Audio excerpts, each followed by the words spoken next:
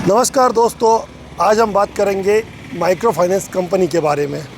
जी हाँ, आदिवासी बाहुल्य अलीराजपुर ज़िले में लगभग 1 दर्जन से अधिक माइक्रो फाइनेंस कंपनियां आ चुकी हैं, जो कि गरीब वर्ग के लोगों को, ग्रामीण क्षेत्र की महिलाओं को एकत्रित कर छोटा छोटा ऋण बांटती है और उनसे ब्याज के साथ मूलधन वसूलती है।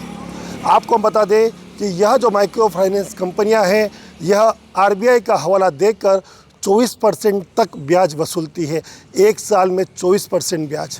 जहां बैंक एफडी करने पर 7 से 8% ब्याज देता है, तो वहीं इन माइक्रो फाइनेंस कंपनियों के द्वारा 24% तक ब्याज वसूला जाता है। पहले आप हमारे पीछे एक तस्वीर देखिए। आप देखिए, ये एक बिल्डिंग है, यहाँ पर ये आरोहण करके एक माइक्रो फाइनेंस के ऑफिस है। ऐसे ही कई ऑफिस अलीराजपुर ज़िले में है, 1 दर्जन से अधिक ऑफिस है। और यह ऐसे छोटे छोटे जगह पर, गली में, मोहल्लों में इन्होंने मकान किराए पर लेकर अपनी माइक्रो फाइनेंस कंपनियां खोल रखी है और यह गरीब वर्ग के लोगों को एकत्रित कर उन्हें लोन बांटते हैं। हमारा सवाल यह है कि आखिर जिन व्यक्ति के पास इनकम का कोई साधन नहीं रहता है, तो यह माइक्रो फाइनेंस वाले किस आधार पर उन्हें लोन देते हैं? इनके पास वसूली का आधार क्या होता है?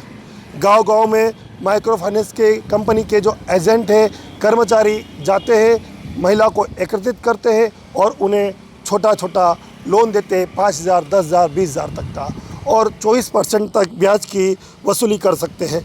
अलीराजपुर ज़िले में ऐसे कई कितने परिवार हैं जहां पर 3-3, 4-4 लोगों ने माइक्रो फाइनेंस के द्वारा लोन लिया है। ऐसे कई परिवार हैं जो इस माइक्रो फाइनेंस कंपनी के ब्याज के तले दबते जा रहे हैं। वो समय दूर नहीं जब ब्याज को और मूलधन को चुकता करने के लिए इन गरीब वर्ग के लोगों को अपना घर, गाड़ी या खेत बेचना पड़े। क्या अलीराजपुर ज़िले के कलेक्टर महोदय के पास यह अधिकार नहीं है कि ऐसी माइक्रो फाइनेंस कंपनियों को ज़िले में नहीं आना दिया जाए? क्योंकि जिन लोगों के पास इनकम का कोई साधन नहीं है, उनको यह लोन बांटते हैं।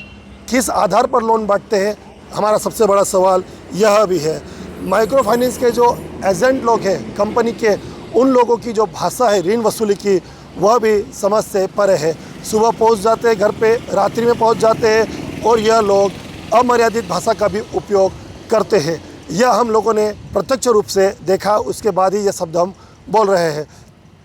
अलीराजपुर ज़िले में जितनी भी माइक्रो फाइनेंस कंपनियां काम कर रही है, उसका डाटा शायद से जिला प्रशासन और पुलिस के पास नहीं होगा।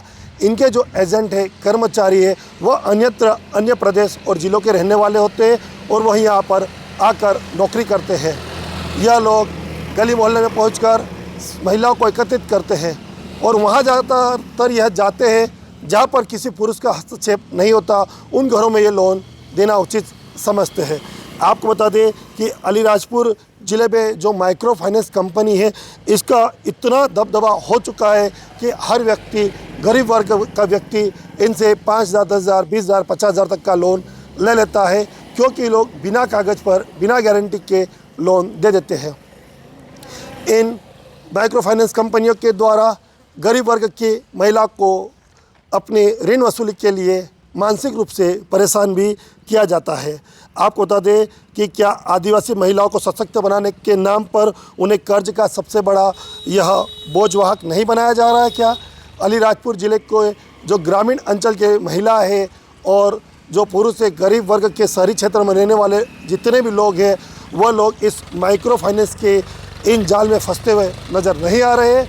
हमें सवाल इसलिए कर रहे हैं क्योंकि लगातार हमें देखने को मिला, शिकायत मिली है कि माइक्रो फाइनेंस कंपनी के द्वारा लगातार इन लोगों को ब्याज पे पैसा दिया जाता है और वसूली के नाम पर 24% तक इनसे वसूली की जाती है। हमारा जिला प्रशासन से यही निवेदन है कलेक्टर महोदय से कि ऐसी माइक्रो फाइनेंस कंपनी को चिन्हित किया जाए जो आरबीआई का झूठा हवाला देकर अधिकतम ब्याज वसूल कर रही है और इस गरीब आदिवासी बाहुल्य क्षेत्र में गरीब लोगों को इस ब्याज तले, कर्ज के तले दबा रही है। बने रहिए हमारे साथ। अगली कड़ी में हम बताएंगे आपको कि ये माइक्रो फाइनेंस कंपनी किस प्रकार से ग्रामीण अंचल में धमकी भरे अंदाज में वसूली करती है, गरीब क्षेत्र के लोगों के पास जाकर किन भाषा का उपयोग कर यह कर्ज की वसूली करती है। राकेश चौहान।